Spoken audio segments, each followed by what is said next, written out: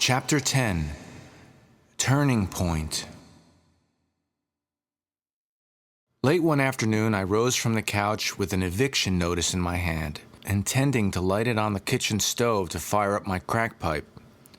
Suddenly, the madness, that haunting presence, was right in front of me, and I knew that with the next step, it was over.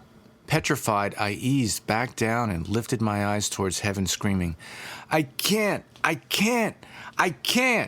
over and over again. I then crawled into a fetal position where I cried uncontrollably for hours until I passed out. The next morning I regained consciousness, and the mental obsession for drugs and alcohol was not there. After 36 years of addiction, it was miraculously gone. Still fearful of the madness, I threw water on my face and walked to a nearby community service center. I told one of the workers that I didn't belong in society anymore and pleaded with her to find some place where I could be put away. She asked if I wanted to go to a drug rehab facility and enroll in a 28-day program. I rejected the idea before she could finish the sentence, but reconsidered when I realized it might be a blessing in disguise. Here was my ticket off the street and into an environment where I knew I would receive professional care. I speculated that by the time the extent of my condition was known, I might be restored to a level of functioning that wouldn't require me to live out the rest of my life in a straitjacket. I gave her the nod, then went back home and waited. 2 weeks later, I was admitted into Turning Point Rehab in Secaucus. At the beginning of my stay, I was terrified with the thought of what might become of me. Someone pointed out my counselor, and I went running behind him, begging for help. He stopped and said, "You're going to be all right," in a voice that calmed my racing mind.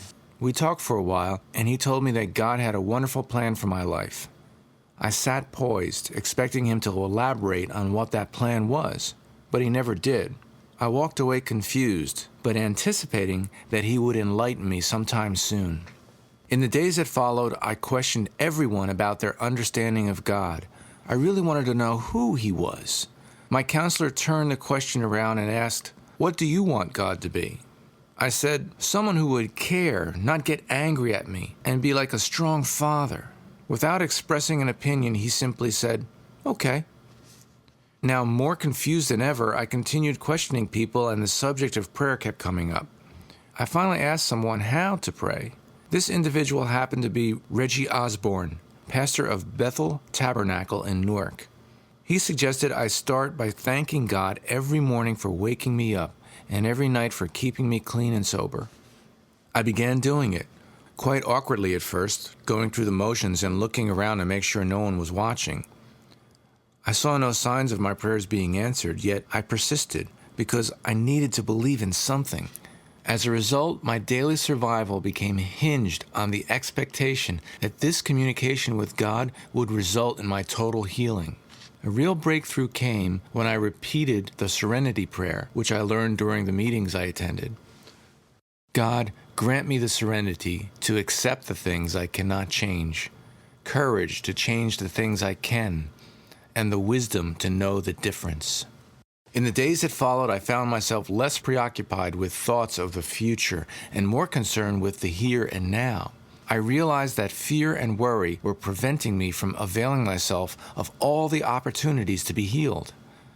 I therefore cast off my cares and yielded my entire trust into the hands of my counselor, the supporting staff, and the rehabilitation process. Not much later, I was lying in bed, and the saying, "God can do what I cannot do," came to mind. I didn't know exactly what it meant, but somehow I sensed there was a transformation taking place inside of me. At that point, I made a resolution that I would never try to manipulate anyone to satisfy my own needs again, as I did in my relationships and business dealings. I was going to walk a different path from that day forward, making the greatest effort to lead a good, honest life. On my 29th day and final day in rehab, I was again faced with fear, because I knew that when I left the safe environment, the battle with the disease would continue.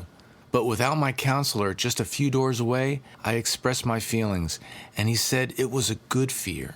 Having an awareness of the disease's power was healthy, because addiction was a cunning enemy that needed to be kept in perspective. He then asked what was first on my agenda when I got out. To see my mom, I said. Your recovery's got to come first, he responded. He suggested I get to an AA meeting and told me if I didn't make recovery my first priority, I wasn't going to have anything. I didn't argue because I trusted his judgment. God only knew where life was taking me, and if I stayed clean, I was sure good things could happen. As far as the insanity was concerned, only God had the insight on that as well. It had remained a secret, and I was determined to keep it that way, fearing the slightest utterance might draw the attention to the demons that currently seemed occupied with other things.